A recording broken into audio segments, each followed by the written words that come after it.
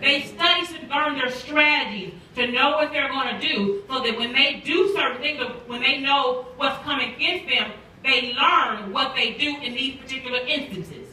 So they study those things so that they can know, so they'll know what their opponent is going to do. If we move to the left like this, when their opponent moves to the left like this, then they normally do like this. So if they begin to study their opponent, that will give them an advantage. Amen? You learn their weaknesses when you do that. You know that when you do like this, they can't handle that and then they fold. You learn their patterns. You learn their strategy. You know what makes them tick. You know what makes them excel. You know what defeats them. You learn that. So you know what to expect when you study the enemy. When you know the enemy's tactics. Amen? Amen. So when you know what your enemy does in a certain situation, you already have your counterattack in place. If you know, okay, if I do this, he's going to do this, and when he does that, I'm going to do that. But they won't know what you're going to do because you plan your strategy based upon what you know they're going to do because you studied the opponent.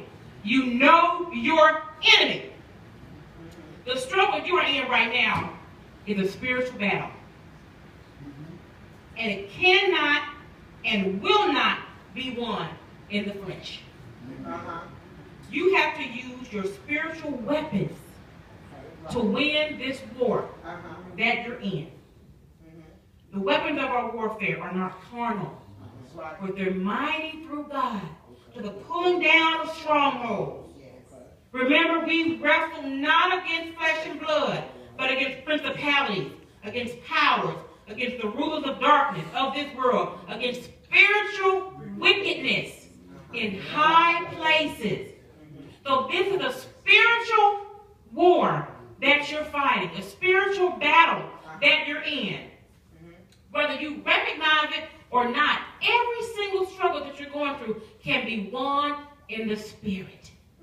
You must recognize that you are in a war with the enemy and not your circumstances. It's not your circumstances that you're in war with, at war with. It's the enemies. It's the enemy. It's Satan. You think that it's your co-workers. You think it's your husband. You think it's your finances. You think it's your kids. You think all these things, but it's not those things. It's the enemy being manifested through them as a means to get you off. That's right. All of it is designed to kill, steal, and destroy. But now we're no longer ignorant of his devices. So we're about to catch a case because we're going to beat the sleeves off somebody because we think that they're our enemy. That's right. That's right. We think that we're in war with them. That's right. When really, it's the enemy that's using them. He's trying to bait us to get off, to steal our testimony, to steal our vision, to steal our dreams. He's trying to steal everything that God wants to give to us. So we have to recognize that it's not that person. It's not that situation. It's not that circumstance. But it's the enemy. It's his tactic. So we have to study him to know. We have to know our enemy. Right. And if nothing else, we know that all of these attacks come to kill, steal, and destroy. Amen? Amen. So this battle that you're fighting is spiritual.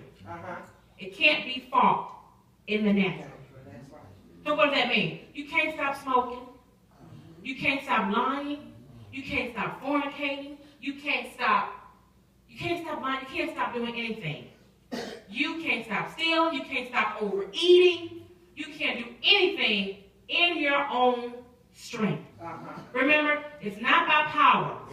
It's not by might. But it's by my spirit, saith the Lord.